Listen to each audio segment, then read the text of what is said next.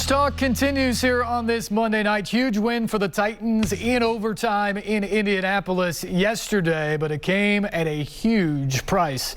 Derrick Henry, broken bone in his foot, out indefinitely. What exactly does that mean? What exactly is the injury? How long will the King be out as the Titans pursue another AFC South championship and perhaps a run in the postseason? Well, we turn to a doctor to figure that out. Dr. David Chao, or otherwise known as Pro Football Doc, on Twitter and many other platforms. Doctor, good evening. Thanks for your time tonight. And let's just start right here. When you saw any part of the film yesterday, because Derrick Henry carried the ball for 28 times in that game, were you concerned watching the game that something was wrong with one of the guys up for the MVP this year in the NFL? Well, for full disclosure, I'm an orthopedic surgeon. I was a former NFL team physician, but I have not examined Derrick Henry, okay? This is all from afar, and we do run this service where we monitor for injuries. And so when Derrick Henry was injured in the game, there were 8 total games going on. We did see that he had his shoe off. He was examined. We went back and looked at all the video and did not see a particular play where he was injured. But that's consistent with his fifth metatarsal Jones fracture. This is really a stress fracture / overuse fracture. And when I say that, in no way, shape, or form am I being critical of the Titans coaching staff or Derrick Henry's utilization. Of the utmost respect. No Coach Vrabel, a little bit as a player and a coach, and that's not where I'm going with it. It's a lack of blood flow, and it weakens the bone in that area. And being the beast that he is, obviously led him to a little bit of trouble. Yeah, 28 carries, it's unbelievable, right? But he didn't have the production he normally has, right? Normally 68 yards, that's like a slow half for Derrick Henry, right? Yeah. Yeah, so I think we all thought watching the game yesterday that something was up there. There might be a sprain or a tweak, but I don't know if many people left the game thinking this could potentially be season ending. Let's start right there. How severe is this injury for Derrick Henry in terms of his ability to get back for the Titans this season? Well, defining it that way, this is a significant impediment for him to get back to being Derrick Henry, the king, as you say it, for this regular season. It does project where he could return by the end of the season in playoffs, but the question is, will he be Derrick Henry? Surgery is needed, and that's what we talked about immediately. That's his quickest path for return. That's going to be done tomorrow, I guess. And then you have to wait for it to heal. This commonly, I call it a wide receiver fracture, someone who has to cut a lot. And there's been a lot of wide receivers throughout the league, including your own Julio Jones. Right. No, the Jones fracture was not named after Julio Jones, but he's had multiple Jones fractures. It was named after Sir Robert Jones, but that's a whole nother topic. And he's had multiple fractures, including re-injury and reoperation.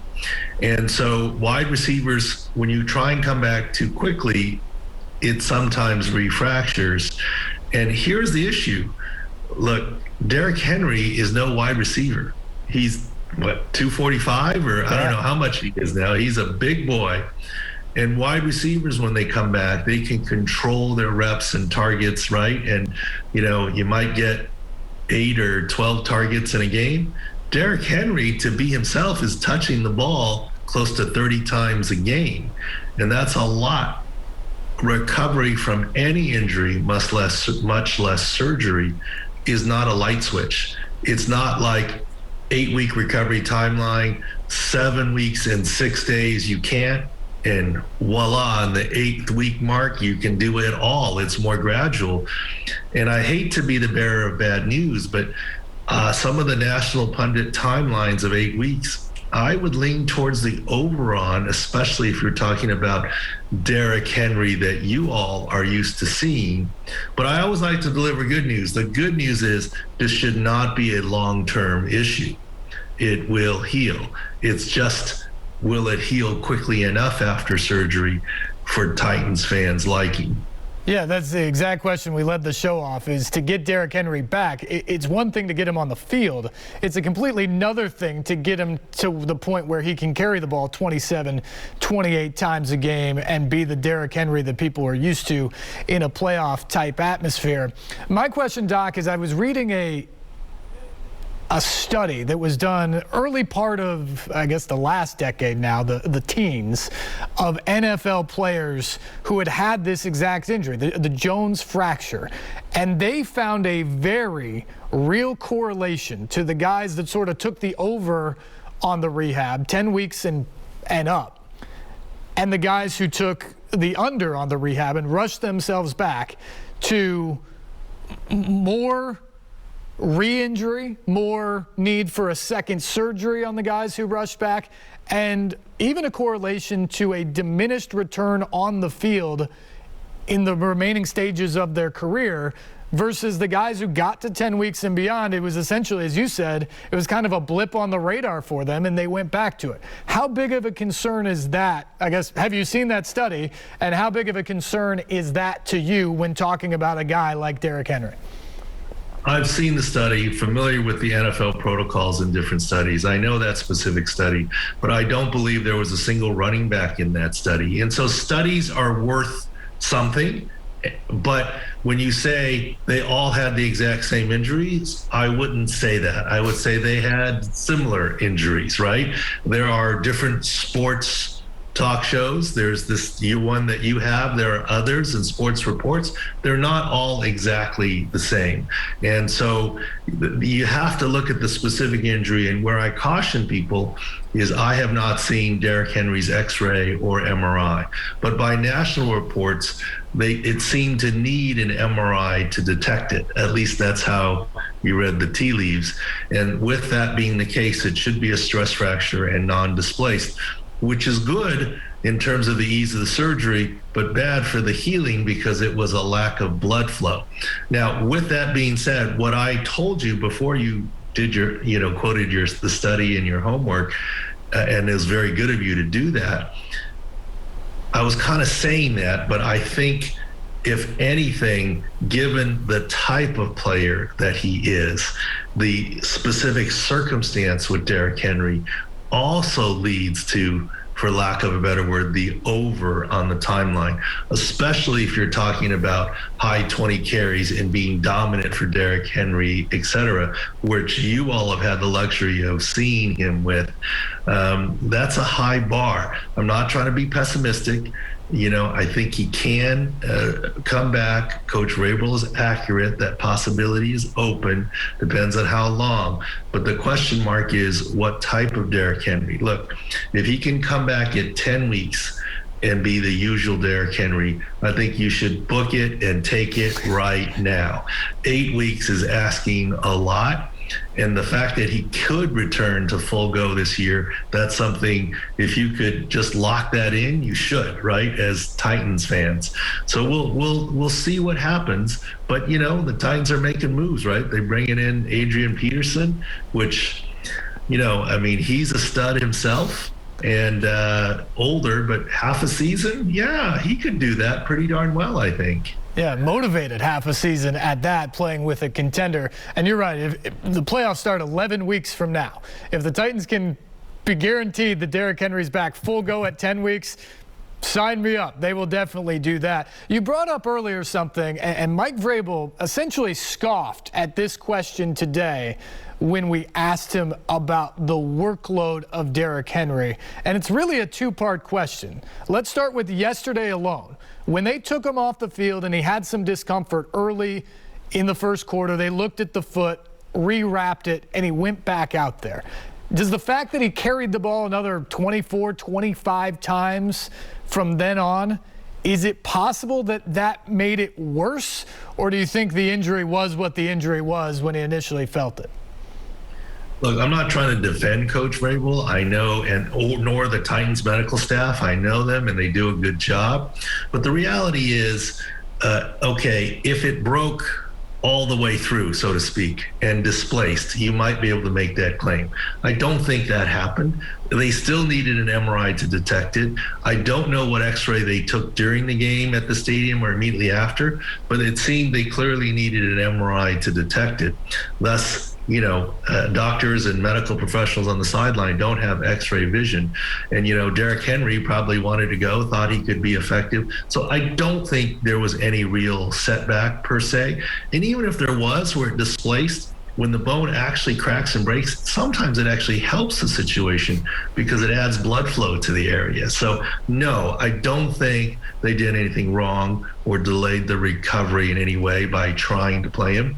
I think you could make the argument if you knew that he wasn't going to be as effective, you might have gone to plan B, but how do you doubt Derrick Henry if he says he's ready to go? So I don't see that as a realistic point the finger blame, but it's always easy to Monday morning quarterback medical decisions, fourth down calls, field goal or go for touchdowns.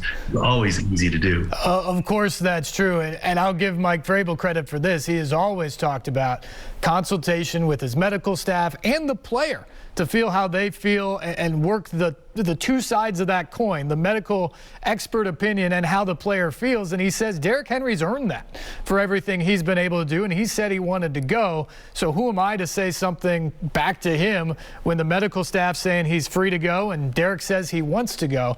And I believe that. But, Doc, there's also going to be the people out there who point to the overall workload with Henry. You know as well as I do, the shelf life of running backs in the NFL is not forever.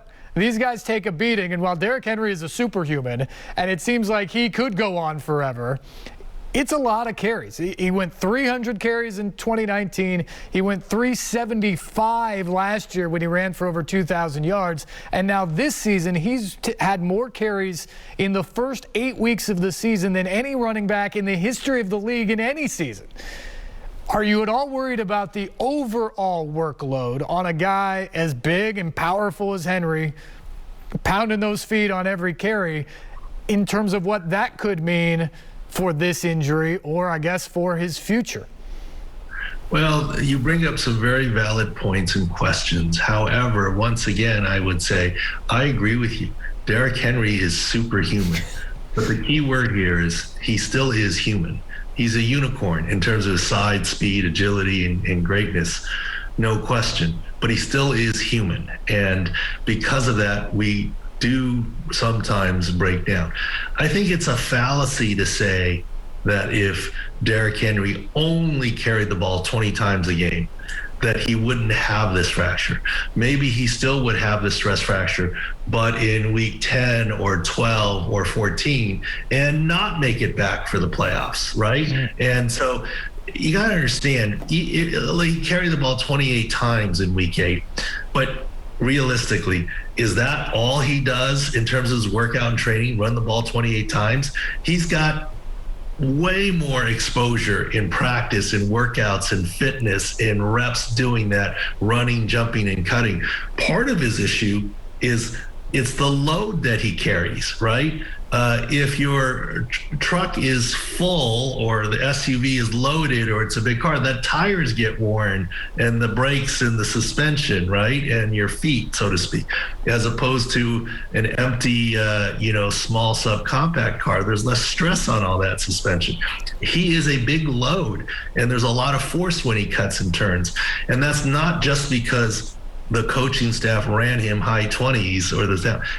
Is that a factor in the overall picture? Of course, there's some factor in there, but to simply say if they didn't run him that much, he wouldn't have broken down like this with a stress fracture is too big of a leap in my opinion. Dr. David Chao is our guest. You can follow him on Twitter at ProFootballDoc. You can read his stuff at Outkick at times. You can also subscribe to YouTube channel that has him up there. Great stuff every weekend on the injuries around the NFL. With Derrick Henry out, Doc, people are hoping that Julio Jones can get back in the lineup and be the Julio Jones that we've seen throughout the course of his Hall of Fame worthy career to this point that we really haven't seen since he's been here in Tennessee. He's been dealing with the hamstring injury really since the start of the season. He'll be in for a couple weeks, then he's out for a couple of weeks. We head to the back half of the season. Do you think while the games are going on, we will see a point when Julio Jones can get fully healthy and be a weekly contributor to the level we're accustomed to for the Titans? Well, first of all, I think he's already been a contributor in the sense that some of those Derrick Henry touchdown runs, like the one against the Buffalo Bills, et cetera, involve him blocking downfield, and he's certainly done a great job with that. Yes, his pass catching numbers have not been what you might expect for Julio Jones, but you have to give him credit for trying to play through. He's not tapping out saying my hamstring is sore, I can't go. He's got that winner's edge saying, I can go, I can do it.